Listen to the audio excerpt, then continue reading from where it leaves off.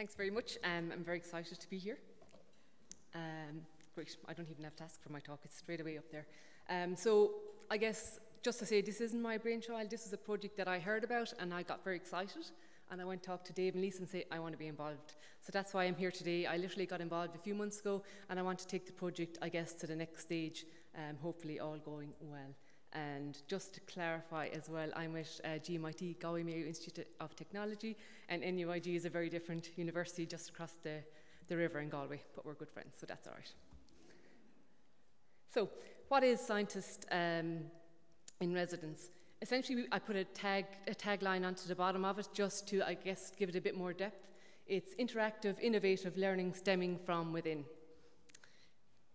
More shall be explained. I'll go through all the W's, the why, the where, the who, the what, or the hows, how it was applied, and how it is going to be assessed and is currently being assessed. And we'll have a look at the future of the project.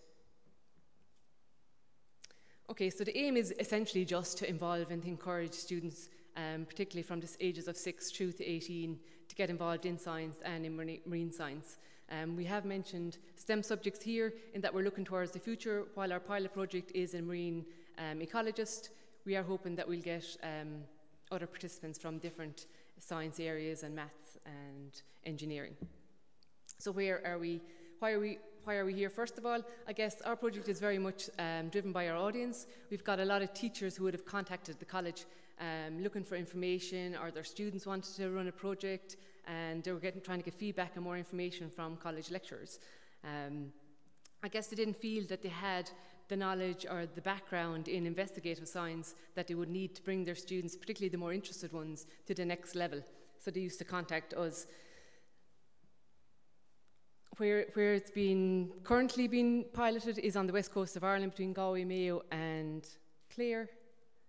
This is Galway just based there. It's a GMIT initiative, and basically it was the brainchild of Dr. Dave McGrath, who was a lecturer in college up to 2013. What exactly is it? It's a visit by an experienced retired scientist to a group of interested participants. Retired being the key point here, and quite nicely Dave retired in 2013, so he could straight away walk into the project in 2014. And why a retired person? When you think about it, they have like 40, 50 years worth of experience, they're walking libraries. I would say they have more time in their hands, but I think if anybody has ever met someone who has retired, they seem to be more busy than when they were working, which is one of the main reasons I call Dave McGrath the lesser spotted Dave McGrath, and you'll see this is not sponsored by clip art, it's mainly because I can't get enough photographs of Dave for the presentation, as short as it is. So I guess the area that the project was piloted on, when we were looking at scientific endeavours, because this was what the teachers were interested in. They wanted to get their kids more involved in designing their own projects and getting involved in like science fest, like festivals in science where they would present their own projects going forward. So I guess the first decision that Dave had to make, well, how am I going to approach this? What's the best thing to do? Should I go back to classic teaching methods, or should I move with technology and go towards technology-enhanced learning, which I guess is what a lot of, particularly in colleges, they're trying to encourage more of us to get more techno-savvy with our students, because they're constantly on their laptops and different apps and incorporating that. And for anyone who's met Dave or met, I guess, people who've recently retired, they tend to like to go back to the classics. But what he looked at, first of all, was he actually looked at the curriculum and looked at the subjects within the curriculum. And as most of you, I guess, will be aware, that they're quite heavy in content. They're fact-based programs, but more what he was interested in is that the experimental work, it follows a recipe, the expected results are known. So any student who looks at the textbook, they know what they're expected, you know what they're meant to find, if it's meant to change colour, or what they're meant to find in different environments.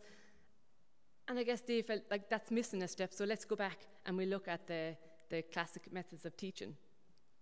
And interestingly, I guess when I first thought about applying back to academia, I was like, well, I've no teaching qualification. They were like, you don't need a teaching qualification to lecture. I said, great, let's do it. So it's funny that once you get in and you get teaching in lectureship, we didn't actually have to have a qualification.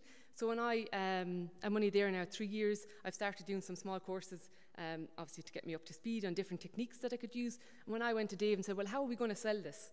like, what methodology are you using? What kind of teaching methodology? And he's like, that's a good question. Let me go back and see. So he went in retrospect and we retrofitted it.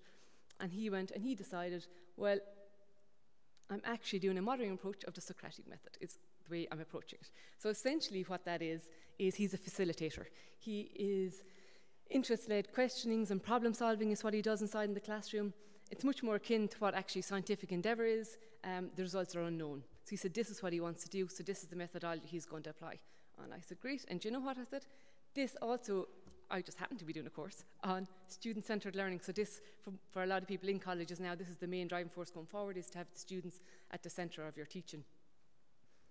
So with retired people, I guess, with the culmination of knowledge that you do have, they can very much do this ad hoc, spontaneous. They've got so much knowledge within them, and this is what he does. He takes advantage of students' interests. He goes to the location, to a college or to a school, wherever it is based, and he'll get them to ask questions, to set a question of the experiment that he wants answered. Okay? In doing that, then, he'll help to try to put structure on it, but by doing that, what he does is he feigns ignorance. Okay, so he pretends he doesn't know where they're trying to go, and he'll keep asking questions until the student actually comes up with the exact question that they want to answer. And that's when he'll introduce the concept of a hypothesis. And he'll get the student then to rephrase their question that they're originally answering into a hypothesis, and now they've got something that they're aiming for within their projects.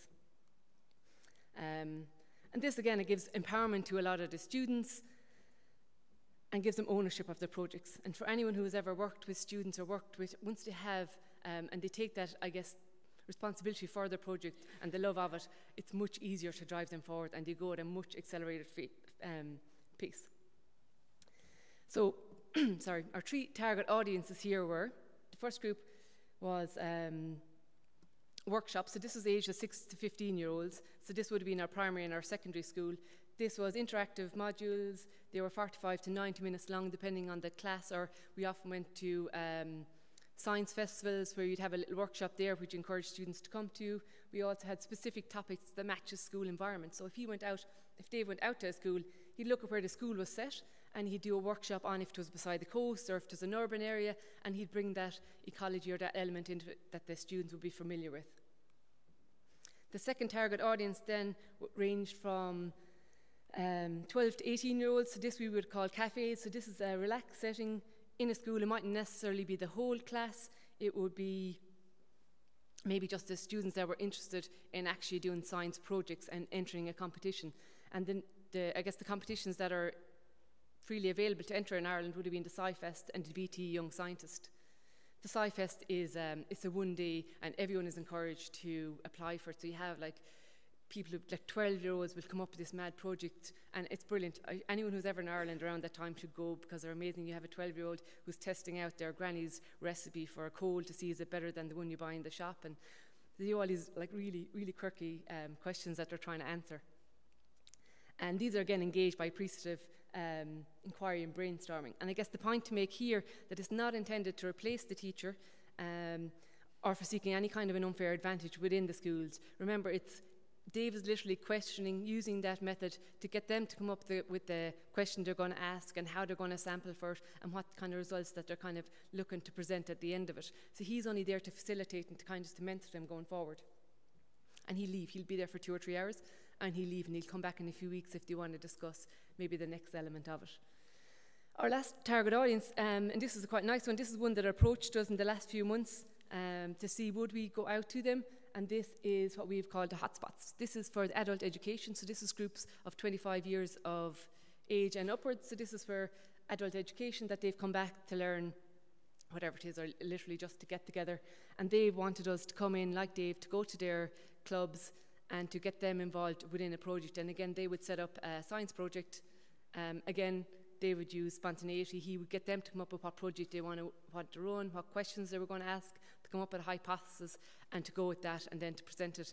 Hopefully, what we're planning at the moment is that this will be presented back in college to fourth-year students who are doing their own little research projects for their final degree, and that it will be interactive, that they actually get up on stage and present their projects as well. So that will be the 3 main audiences: the workshops, the cafes, and the hotspots. Very little stats at the moment. It's literally just taken off from 2014. We've only got one Sir, as it were, Dave McGrath. In 2014, he went to 15 schools, 65 hours in total, 250 secondary school students. But of those, every one of the schools has participated in a competition, be it SciFest or be it BT Young Scientist. When it was advertised in 2014 with very little knowledge or with I guess the schools not having that much information on the project, there was a 20% uptake, and from that we've built on that this year, and we're up to 40% at the moment. And that was the one we just approached. So how are we going to assess this? So I guess this is where I come on to see, could we put a methodology to it? How are we going to get funding and moving forward? So what we have decided to use is what's called the logic model. We've adapted it from the Kellogg's logic model, and now after hearing Patricia's talk, I think we're going to have to readapt it again to see can we get in that third element of participatory process. At the moment, we're still, I guess, gathering our inputs, because as we expand and we've only got one, so we want to define, I guess if we go on to the next slide, we'll see this is Dave himself. We want to establish what's best practice. We want to create toolkits so that when we bring on board more retired people, that they'll have a toolkit ready and different workshops that they can run, and maybe go about creating new toolkits for their areas of expertise. Developing a network then of retired staff. Not all people when they retire want to get back involved, but there is a lot of enthusiastic scientists that are willing to get involved at a lower level, like doing 65 hours over a year isn't a huge commitment to them, and they can choose generally where and when, and generally within their locality.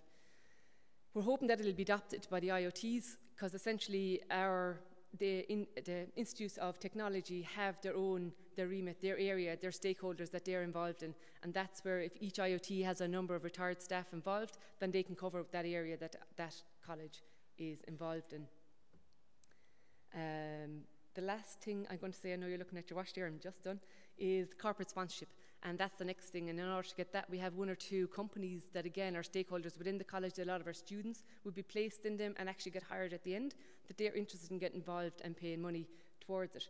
So now I have to write a business plan in order to satisfy their needs and tick their boxes. But so far, so good. And I'd just like to thank the people who got me here. Okay, thank you.